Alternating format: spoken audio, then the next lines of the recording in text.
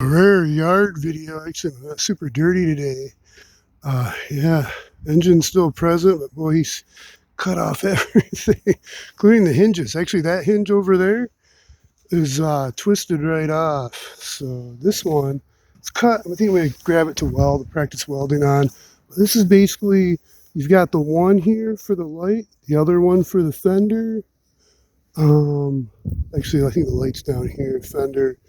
Let's see, where am I? I can't see. Fender, and then this one's a fender also. Where's my finger at? And that's connected to the hinge. You peel back. So peel back a little easier than I expected. And then you can get in there. I want to get in there just with this. So, but probably an extension would be a little better. Wouldn't have to be stressing out over peeling back. It doesn't look like you need to unhook any of this, so that's good.